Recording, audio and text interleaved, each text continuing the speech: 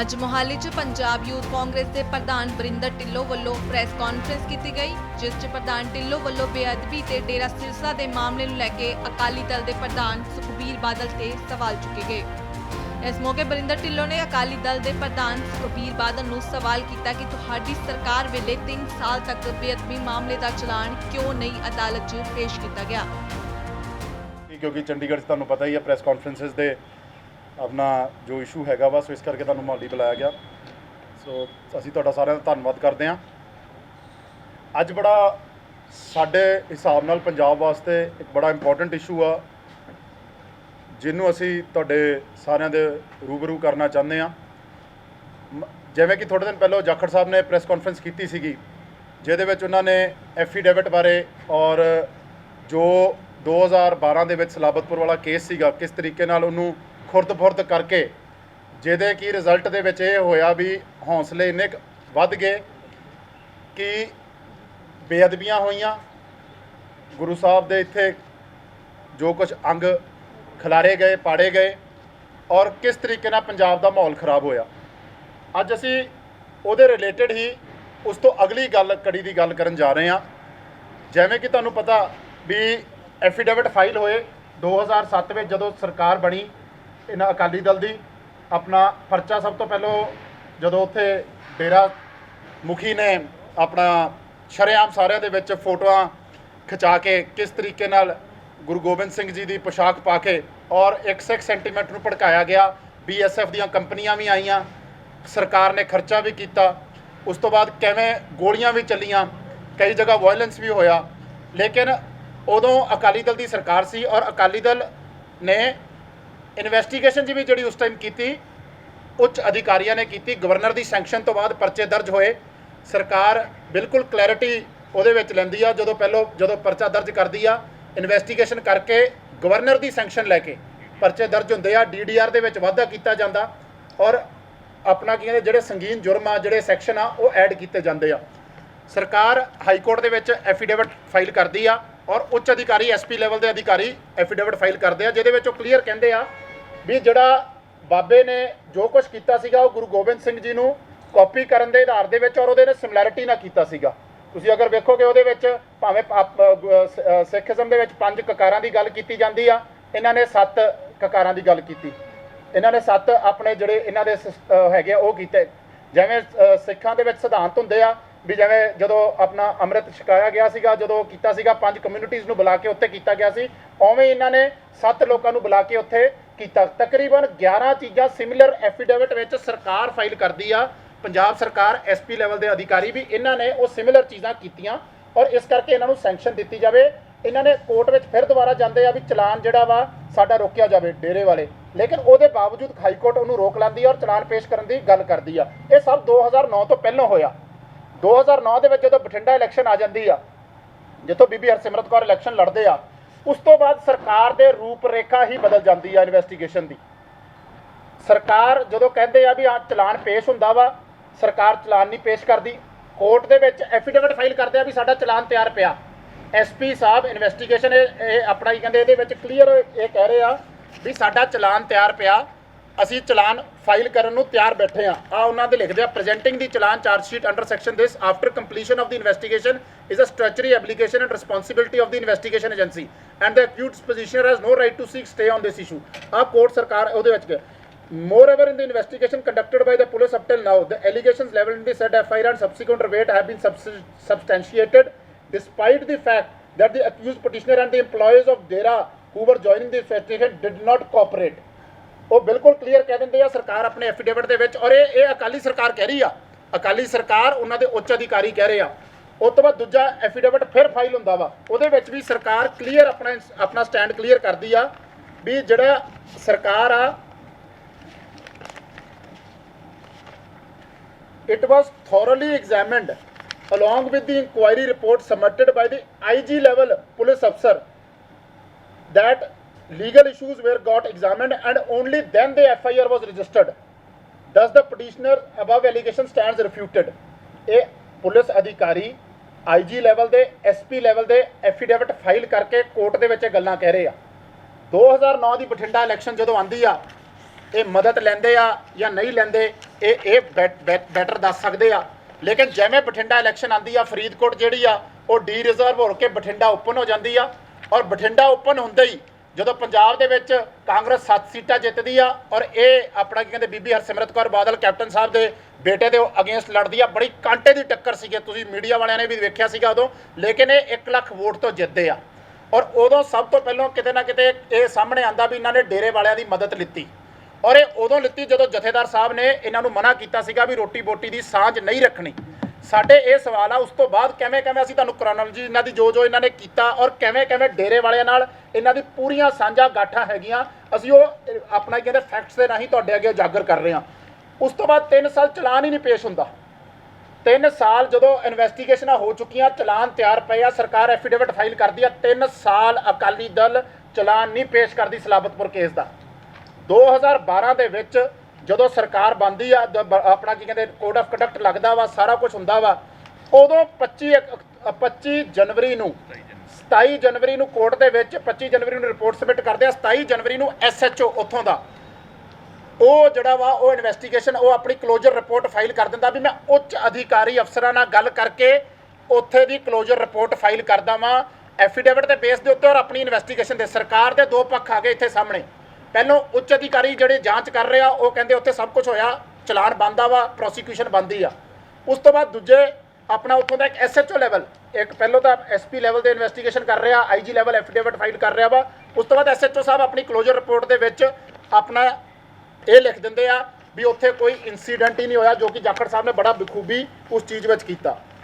ਉਸ ਤੋਂ ਬਾਅਦ ਦੂਜੀ ਗੱਲ, ਜਦੋਂ ਇਹ ਆਪਣਾ ਇਨਵੈਸਟੀਗੇਸ਼ਨ ਫਾਈਲ ਕਰ ਦਿੰਦੇ ਆ, ਕਲੋਜ਼ਰ ਰਿਪੋਰਟ ਕਰਦੇ ਆ, ਜਿਹੜਾ ਸਰਕਾਰੀ ਵਕੀਲ ਸੀ, ਸਰਕਾਰੀ ਵਕੀਲ ਜਦੋਂ ਪਹਿਲੀ ਵਾਰ ਆਪਣਾ ਕੈਂਸਲੇਸ਼ਨ ਰਿਜੈਕਟ ਹੁੰਦੀ ਆ, ਦੂਜੀ ਵਾਰ ਕੈਂਸਲੇਸ਼ਨ ਰਿਜੈਕਟ ਹੁੰਦੀ ਆ, ਇਹ 2012 ਤੋਂ ਬਾਅਦ ਦੀਆਂ ਗੱਲਾਂ ਵਾ। ਇਹ ਫਿਰ 2012 ਦੀ ਵੋਟਾਂ ਦੇ ਵਿੱਚ ਸਾਂਝਗਾਠ ਇਹਨਾਂ ਦੀ ਸਾਹਮਣੇ ਆਉਂਦੀ ਆ, ਇਹ ਫਿਰ ਸਰਕਾਰ ਬਣਾਉਂਦੇ ਆ, ਡੇਰੇ ਵਾਲਿਆਂ ਦੀ ਮਦਦ ਨਾਲ ਫਿਰ ਇਹਨਾਂ ਨੂੰ ਵੋਟਾਂ ਪੈਂਦੀਆਂ ਔਰ ਇਹ ਫਿਰ ਸਰਕਾਰ ਉਹਦੇ ਐਵਜ ਵਿੱਚ 2014 ਆ ਜਾਂਦਾ। 2014 ਤੱਕ ਕੋਈ ਕੈਂਸਲੇਸ਼ਨ ਰਿਪੋਰਟ ਫਾਈਲ ਨਹੀਂ ਹੁੰਦੀ। 2014 ਤੱਕ ਦੋਵੇਂ ਕੈਂਸਲੇਸ਼ਨਾਂ ਰਿਜੈਕਟ ਹੋ ਗਈਆਂ ਹੁੰਦੀਆਂ। ਫਿਰ ਦੁਬਾਰਾ ਇਹ ਹਾਈ ਕੋਰਟ ਜਾਂਦੀ ਹੈ, ਆਪਣਾ ਕੀ ਕਹਿੰਦੇ ਡੇਰੇ ਵਾਲੇ ਉੱਥੋਂ ਪਰਮਿਸ਼ਨ ਲੈ ਕੇ ਡੇਰੇ ਵਾਲੇ ਉਹ ਹਾਈ ਕੋਰਟ ਵਾਲੇ ਕਹਿੰਦੇ ਆ ਵੀ ਤੁਸੀਂ ਥੱਲੇ ਜਾਓ, ਥੱਲੇ ਦੁਬਾਰਾ ਇਹ ਜੱਜ ਬਦਲਦੇ ਆ, ਜੱਜ ਬਦਲਿਆ ਜਾਂਦਾ, ਜੱਜ ਦੇ ਅੱਗੇ ਫਿਰ ਕੈਂਸਲੇਸ਼ਨ ਰਿਪੋਰਟ ਫਾਈਲ ਹੁੰਦੀ ਆ। ਔਰ ਇਹ ਉਹ ਜੱਜ ਆ ਜਿਨ੍ਹਾਂ ਦੀ ਘਰਵਾਲੀ ਨੂੰ ਇਹਨਾਂ ਨੇ RTI ਕਮਿਸ਼ਨਰ ਲਾਇਆ, ਰਾਈਟ ਟੂ ਸਰਵਿਸ ਕਮਿਸ਼ਨ ਦੇ ਵਿੱਚ ਉਹਨਾਂ ਨੇ ਆਪਣਾ ਕੀ ਕਹਿੰਦੇ ਕਮਿਸ਼ਨਰ ਲਾਇਆ, ਔਰ ਅੱਜ ਉਹਨਾਂ ਦੇ ਉੱਤੇ ਸੰਗੀਨ ਜ਼ੁਲਮ ਆ। ਔਰ ਉਸ RTI ਜਦੋਂ ਆਪਣਾ ਸਰਵਿਸ ਟੂ ਕਮਿਸ਼ਨ ਉਸ ਜੱਜ ਦੇ ਲਾਇਆ ਗਿਆ, ਉਦੋਂ ਸੁਖਬੀਰ ਬਾਦਲ ਹੋਮ ਮਿਨਿਸਟਰ ਸੀਗੇ ਔਰ ਉਦੋਂ ਉਹਨਾਂ ਦੀ ਸੈਂਕਸ਼ਨ ਮਿਲੀ ਆ, ਉਹਨਾਂ ਨੇ ਅਪਾਇੰਟ ਕਰਵਾਇਆ। ਸਾਡਾ ਅਪਾਇੰਟਿੰਗ ਅਥਾਰਟੀ ਉਹ ਸੀਗੀ ਬੇਸਿਕਲੀ। ਸਾਡਾ ਇਹ ਜੋ ਗੱਲ ਅਸੀਂ ਕਰ ਰਹੇ ਹਾਂ ਇਸ ਕਰਕੇ ਕਰ ਰਹੇ ਹਾਂ, ਇੱਕ ਕ੍ਰੋਨੋਲੋਜੀ ਆਫ ਇਵੈਂਟਸ ਵੇਖੋ, ਜਦੋਂ ਇਲੈਕਸ਼ਨਾਂ ਆਉਂਦੀਆਂ ਉਦੋਂ ਇਹ ਬਾਬੇ ਨੂੰ ਫੇਵਰ ਕਰਦੇ ਆ। 2009 ਤੋਂ ਪਹਿਲਾਂ ਸਰਕਾਰ ਦਾ ਸਟੈਂਡ ਹੋਰ ਸੀ। 2012 ਦੇ ਵਿੱਚ ਜਦੋਂ ਇਲੈਕਸ਼ਨ ਆਈਆਂ ਉਦੋਂ ਇਹਨਾਂ ਨੇ ਫਿਰ ਦੁਬਾਰਾ ਉਸ ਚੀਜ਼ ਨੂੰ ਆਪਣਾ ਫਾਇਦਾ ਲਿੱਤਾ ਔਰ ਬਾਬੇ ਦੀ ਆਪਣਾ ਕਹਿੰਦੇ ਪੁਲਿਸ ਤੋਂ ਕਲੋਜ਼ਰ ਰਿਪੋਰਟ ਫਾਈਲ ਕੀਤੀ। 2014 ਦੇ ਵਿੱਚ ਫਿਰ ਦੁਬਾਰਾ ਅਗਸਤ ਦੇ ਵਿੱਚ ਇਲੈਕਸ਼ਨਾਂ ਤੋਂ ਬਾਅਦ ਜਦੋਂ ਇਹਨਾਂ ਨੇ ਆਪਣਾ ਫਿਰ ਬੀਬੀ ਹਰਸਿਮਰਤ ਕੌਰ ਦੀ ਕਾਂਟੇ ਦੀ ਟੱਕਰ ਸੀ ਬਠਿੰਡੇ ਦੇ ਵਿੱਚ, ਫਿਰ ਉੱਥੇ ਦੁਬਾਰਾ ਇਹਨਾਂ ਨੇ ਬਾਬੇ ਦੀ ਮਦਦ ਲਿੱਤੀ ਔਰ ਫਿਰ ਦੁਬਾਰਾ ਆਪਣਾ ਕੀ ਕਹਿੰਦੇ ਉਸੇ ਦੇ ਐਵਜ ਵਿੱਚ ਇਹਨਾਂ ਨੇ ਉਹਦੀ ਕਲੋਜ਼ਰ ਰਿਪੋਰਟ ਫਾਈਲ ਕੀਤੀ, ਜਿਹਦੇ ਅੰਦਰ ਕਿ ਸਰਕਾਰੀ ਵਕੀਲ ਐਡਾ ਜੱਜ ਐਡੀ ਆਪਣੀ ਜਜਮੈਂਟ ਲਿਖਦਾ ਵਾ, ਸਾਰਾ ਕੁਝ ਲਿਖਦਾ ਵਾ, ਲੇਕਿਨ ਜਿਹੜਾ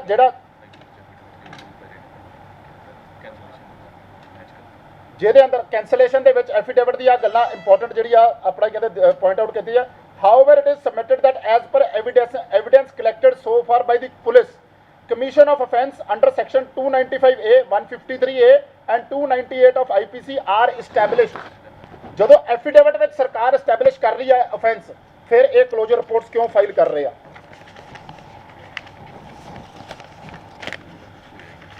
ਉਸ ਤੋਂ ਬਾਅਦ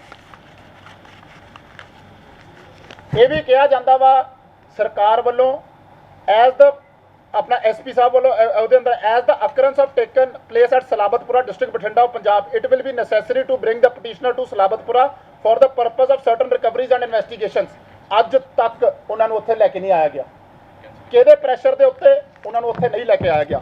ਇਹ ਸਿਰਫ ਤੁਹਾਡੇ ਅੱਗੇ ਇਸ ਕਰਕੇ ਅਸੀਂ ਸਵਾਲ ਲਿਖ ਰਹੇ ਹਾਂ। ਕੈਂਸਲੇਸ਼ਨ ਵਿੱਚ ਉਹ ਕਲੀਅਰ ਕਹਿੰਦੇ ਆ ਵੀ ਨਾ ਤਾਂ ਇਹ ਹੋਇਆ, ਨਾ ਇਸ ਚੀਜ਼ ਦੇ ਕੋਈ ਸਾਹਮਣੇ ਆਇਆ। ਇਹ ਕਲੀਅਰ ਕੱਟ SHO ਲਿਖ ਰਿਹਾ। ਸਾਡਾ ਸਿਰਫ ਇੱਕ ਸਵਾਲ ਹੈਗੇ ਇਹਦੇ ਵਿੱਚ, ਆ ਜਿੰਨੇ ਸਾਰੇ ਵਿੱਚ ਆ ਇੱਕ ਉਹ ਕੱਢੇ ਉਹਦੇ ਵਿੱਚੋਂ ਵਕੀਲ ਸਾਹਿਬ ਦੀ, ਜਿਹੜਾ ਸਰਕਾਰੀ ਵਕੀਲ ਸੀ ਉਸ ਟਾਈਮ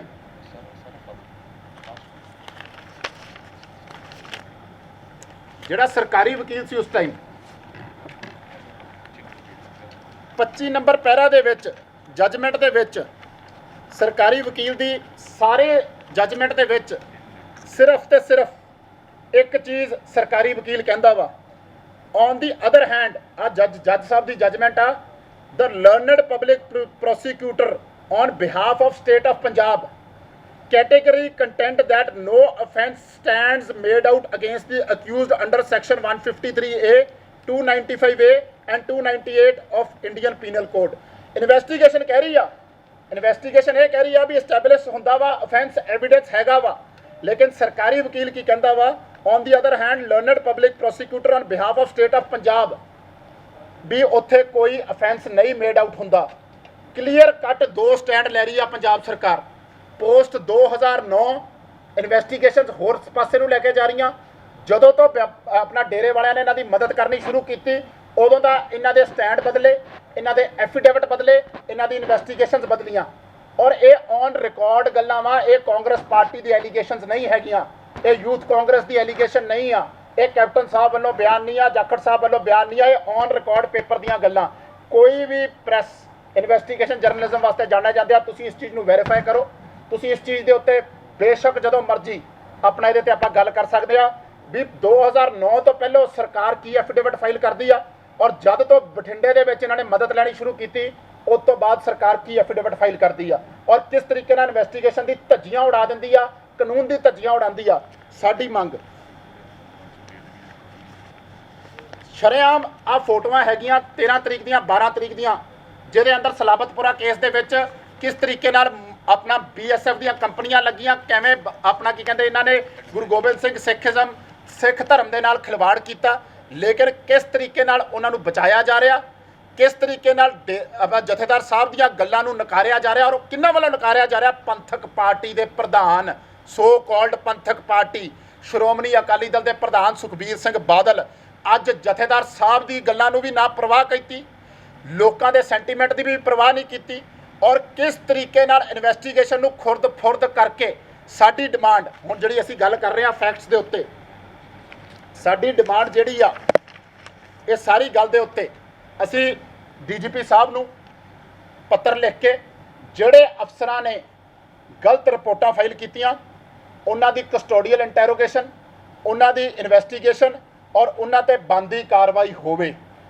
ਇੱਕ ਪੁਲਿਸ SP ਲੈਵਲ ਦੇ ਅਫਸਰਾਂ ਦੀ ਇਨਵੈਸਟੀਗੇਸ਼ਨ ਨੂੰ ਨਕਾਰਿਆ ਗਿਆ, ਔਰ ਜਿਸ ਤਰੀਕੇ ਨਾਲ IG inquiry report before registration of FIR ਸਭ ਤੋਂ ਪਹਿਲਾਂ ਉਹਨਾਂ ਵੱਲੋਂ ਹੋਈ।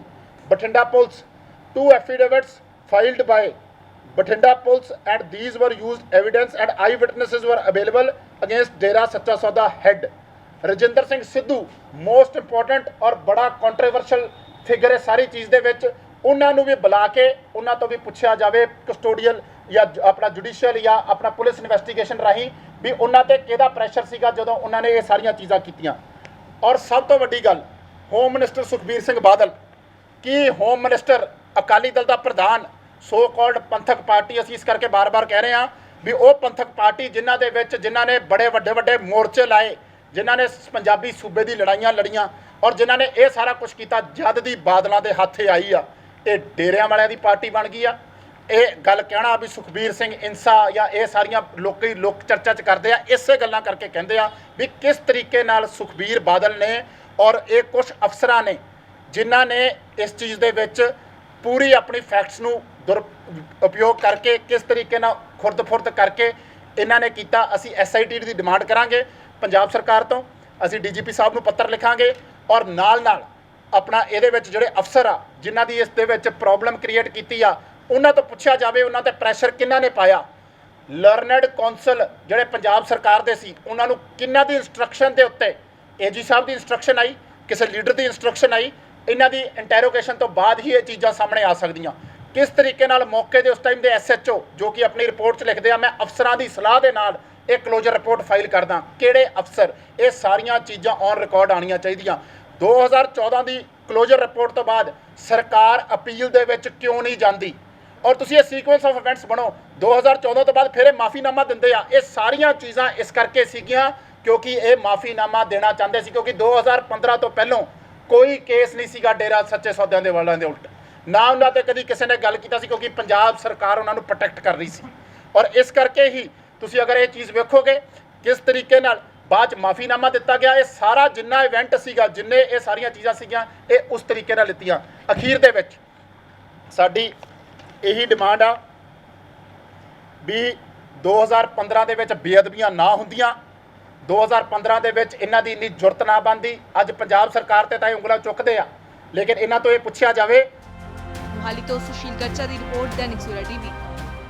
All world open challenge 17 time gold medallist Miyan Rafiq Mohammad, पंडित, मौलवी, बेगम, तांत्रिक, इन्हां चोरा ठग्गां तो सावधान। स्पेशलिस्ट वशीकरण, सट्टा नंबर, लव मैरिज, पति पत्नी च अनबन, विदेश च पक्का होना, कारोबार दा ना चलना, सिर्फ 31 घंटियां विच समाधान। फ्री फ्री फ्री मियां रफीक मोहम्मद। मोबाइल 84 374 94 647 84 374 94 648। ਸਿਆਸਤ, ਵਪਾਰ, ਧਰਮ ਅਤੇ ਫਿਲਮ ਜਗਤ ਦੇ ਨਾਲ ਹੁਣ ਕੈਨੇਡਾ ਤੇ ਅਮਰੀਕਾ ਦੀ ਹਰ ਵੱਡੀ ਖਬਰ ਦੇ ਲਈ ਹੁਣੇ ਡਾਊਨਲੋਡ ਕਰੋ ਦੇਸ਼ ਦੀ number 1 news app Dainik Savera time.